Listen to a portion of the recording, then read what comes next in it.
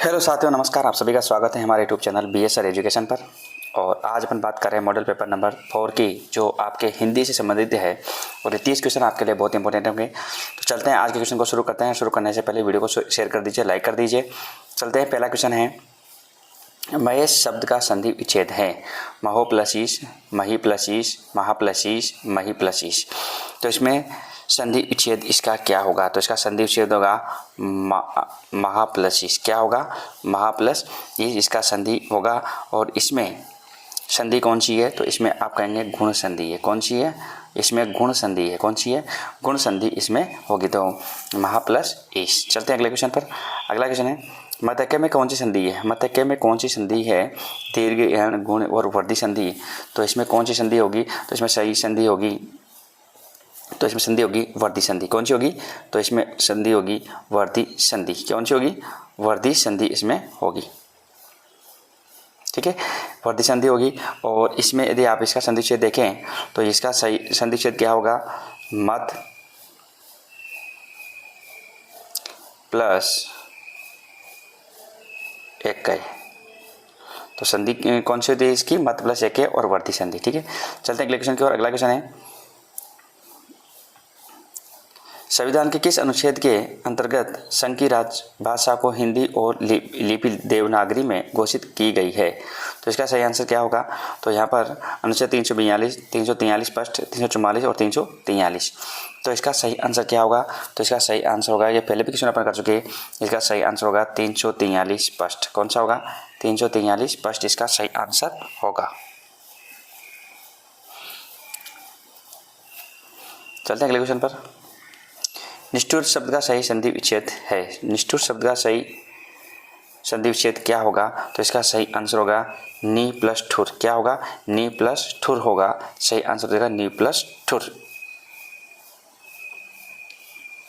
चलते हैं अगले क्वेश्चन पर। अगला क्वेश्चन है, संस्कार शब्द में कौन सा उपसर्ग है? संस्कार शब्द में कौन सा उपसर्ग लगा हुआ है? तो संस्कार शब्द में उपसर्ग लगा हुआ है सम उपसर्ग। कौन सा लगा हुआ है? सम उपसर्ग यहाँ पर लगा हुआ है। चलते हैं अगले क्वेश्चन पर। स्वागत में कौन सा उपसर्ग लगा हुआ है? स्वागत में कौन सा उपसर्ग लगा हुआ है? तो सु, प्रति, परि और प्रा। तो यहाँ पर स्वागत में कौन सा उपसर्ग लगा हुआ है? तो यहाँ पर कौन सा उपसर्ग लगा हुआ है? सु। यहाँ पर इसमें उपसर्ग लगा हुआ है सु प्लस आगत। क्या होता है? सु प्लस आगत। प्रतिष्ठा में कौन सा उपसर्ग लगा हुआ है? प्रतिष्ठा में कौन सा उपसर्ग लगा हुआ है? प्र, प्रति, परि और परा। तो यहाँ प्रतिष्ठा में कौन सा उपसर्ग लगा हुआ है? तो प्रतिष्ठा में उपसर्ग लगा हुआ है प्रति। कौन सा लगा हुआ है? प्रति उपसर्ग लगा हुआ है। चलते हैं अगले क्वेश्चन पर। अगला क्वेश्चन है, किस क्रमांक में कृत प्रत्यय का भेद नहीं है? कृत प्रत्यय का भेद नहीं है। भाववाचक कृत प्रत्यय, संबंधवाचक कृत प्रत्यय, क्रियावाचक कृत प्रत्यय और कर्मवाचक कृत प्रत्यय। तो इसका सही आंसर क्या होगा? तो सही आंसर होगा इसमें संबंधवाचक कृत प्रत्यय। कौन सा होगा? संबंधवाचक कृत प्रत्यय इसका सही आंसर हो जाएगा। तो सही आंसर होगा आपका सेकेंड। चलते हैं अगले क्वेश्चन पर। वर्धी संधि का उदाहरण नहीं है। वर्धी संधि का उदाहरण नहीं है। कौन सा नहीं है भाई? अभ्यागत, एक एक, जलोद, मसोद। तो वर्धी का मतलब वर्धी में मात्राओं की वृद्धि हो रही है। तो इन तीनों के अंदर तो आप देखेंगे, इन तीनों के अंदर तो क्या हो रही है? मात्राओं में वृद्धि हो रही है। क्या हो रही है? मात्राओं में वृद्धि हो रही है। इन तीनों के अंदर मात्राओं में वृद्धि हो रही है, जबकि अभ्यागत में मात्रा की वृद्धि नहीं हो रही है। तो इसका सही आंसर भी क्या होगा? अभ्यागत। इसका सही आंसर होगा अभ्यागत। और इसमें संधि होगी ज्ञान संधि। कौन सी होगी? ज्ञान संधि होगी। कौन सी होगी? एण संधि होगी इसमें। चलते हैं अगले क्वेश्चन पर। गुर्राहट में कौन सा प्रत्यय? गुर्राहट में कौन सा प्रत्यय है? क्रियाबोधक कृत प्रत्यय, कृतवाचक तद्धिति प्रत्यय, भाववाचक कृत प्रत्यय, करणवाचक कृत प्रत्यय। तो इसका सही आंसर क्या होगा? तो इसका सही आंसर आप देखेंगे कि सही आंसर होगा इसमें भाववाचक कृत प्रत्यय। कौन सा होगा? भाववाचक कृत प्रत्यय इसका सही आंसर होगा। क्या होगा? भाववाचक कृत प्रत्यय इसका सही आंसर हो जाएगा। चलते हैं अगले क्वेश्चन पर। अगला क्वेश्चन है, नीलकमल में कौन सा समास है? नीलकमल में कौन सा समास है? द्विगु समास, द्वंद्व समास, कर्मधारय समास और इनमें से कोई नहीं। तो नीलकमल में समास है यहाँ पर कर्मधारय। कौन सा समास है? कर्मधारय समास है। कौन सा है भाई? कर्मधारय समास है। कर्मधारय समास होगा नीलकमल में। ठीक है,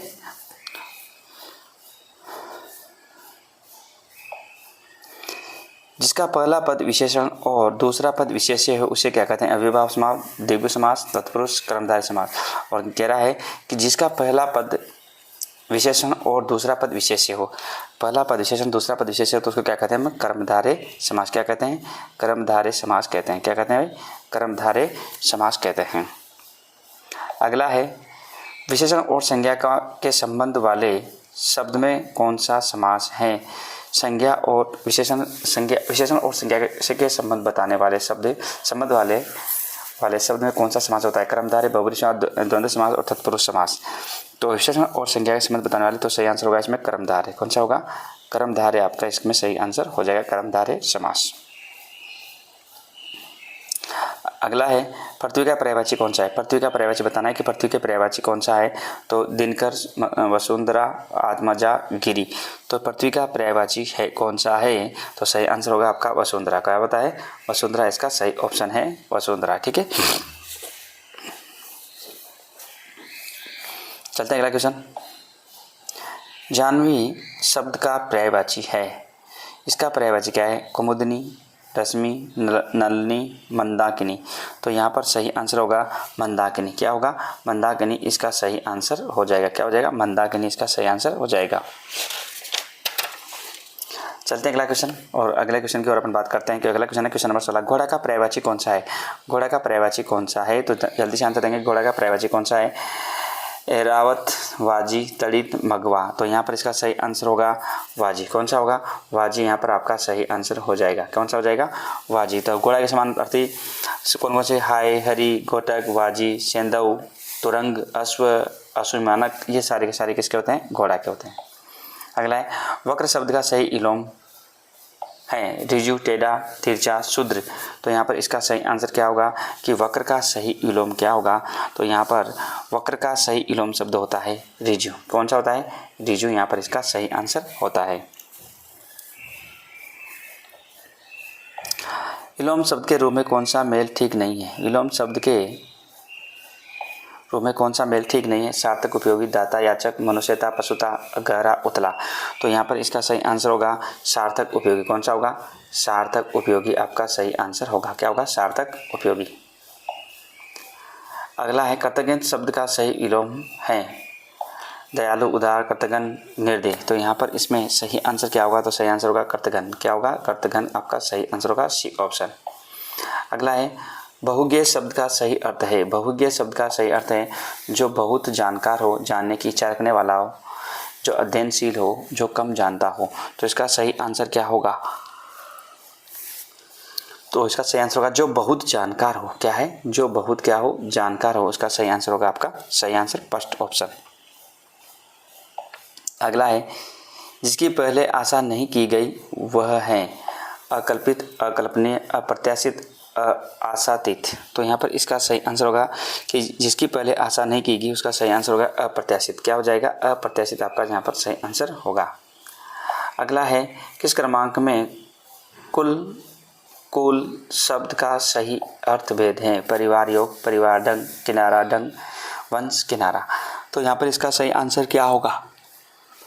तो सही आंसर होगा वंश किनारा। क्या हो जाएगा? वंश किनारा यहाँ पर इसका सही आंसर हो जाएगा।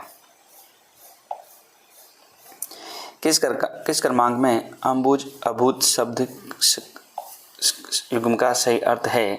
कमल, बादल, पृथ्वी, आकाश, जल, धरती, गुलाब, बादल। तो यहाँ पर इसका सही आंसर क्या होगा? तो सही आंसर होगा इसका कमल, बादल। सही आंसर क्या हो जाएगा? कमल, बादल आपका सही आंसर हो जाएगा। अगला है किस क्रमांक में परिमाण परिणाम शब्द युग्म का सही अर्थ भेद है? तो यहाँ पर इसका सही आंसर क्या होगा? तो यहाँ पर इसका सही आंसर क्या होगा? दूरी, फल, मात्रा, नतीजा, दूरी, मोटाई, मात्रा, दूरी। तो यहाँ पर इसका सही आंसर क्या होगा? तो यहाँ पर इसका सही आंसर होगा मात्रा, नतीजा। क्या होगा? मात्रा, नतीजा इसका सही आंसर हो जाएगा। अगला क्वेश्चन है किस क्रमांक का शब्द तद्भव है? किस क्रमांक का शब्द तद्भव है? कूप, केला, काक, कटु। तो यहाँ पर इसका सही आंसर क्या होगा? केला। क्या हो जाएगा? केला यहाँ पर इसका आपका सही आंसर हो जाएगा। क्या हो जाएगा? केला आपका यहाँ पर सही आंसर हो जाएगा। चलते हैं अगला किस क्रमांक का शब्द तद्भव है? किस क्रमांक का शब्द तद्भव है? चोंच, चोंच, चंद्रिका और शतक। तो यहाँ पर इसका में किसका तद्भव है? तो सही आंसर क्या होगा? चोंच। क्या हो जाएगा? चोंच यहाँ पर इसका सही आंसर होगा। अगला है सही वर्तनी वाला शब्द है। सही वर्तनी वाला शब्द कौन सा है? यानी अनाधिकार, परितिज्ञा, आशीर्वाद। तो यहाँ पर इसका सही आंसर क्या होगा? सही वर्तनी वाला शब्द कौन सा होगा? तो सही आंसर होगा यहाँ पर आशीर्वाद में क्या है? बिल्कुल सही वर्तनी यहाँ पर इसकी सही है। सही वर्तनी वाला शब्द है नृत्यांगना, पूजनीय, केंद्रीकरण, शुभेच्छु। तो यहाँ पर इसका सही आंसर क्या होगा? किस इसमें से भी सही वर्तनी वाला कौन सा है? तो सही आंसर होगा यहाँ पर आपका केंद्रीकरण। क्या होगा? केंद्रीयकरण आपका सही आंसर होगा। चलते हैं अगले क्वेश्चन पर। अगला क्वेश्चन है किस क्रमांक में शुद्ध शब्द है? किस क्रमांक में शुद्ध शब्द है? परिशिष्ट, पौरुष, लावण्यता, व्यवहारिक। तो यहाँ पर इसमें सही आंसर क्या होगा? सही आंसर होगा पौरुष। क्या हो जाएगा? पौरुष एकदम यहाँ पर शुद्ध शब्द है। अगला है गंगा में नहाए गंगादास, जमुना गए जमुनादास का सटीक अर्थ है। तो यहाँ पर इसका सही आंसर अच्छा, तीर्थयात्री, यशस्वी व्यक्ति, अवसरवादी व्यक्ति, इनमें से कोई नहीं। तो यहाँ पर इसका सही आंसर क्या होगा? तो सही आंसर होगा अवसरवादी व्यक्ति। क्या हो जाएगा? अवसरवादी व्यक्ति आपका यहाँ पर सही आंसर हो जाएगा। तो ये थे मित्रों अपने हिंदी के 30 क्वेश्चन, और इस क्लास को पूरी देखें और फिर क्लास अपने यहाँ पर जितने हो सकेंगे हिंदी के मैं डालूंगा ताकि आपको कोई दिक्कत यहाँ पर नहीं आए। फिर मिलते हैं पर नेक्स्ट वीडियो के साथ में। आज के लिए नमस्कार, धन्यवाद आप सभी का।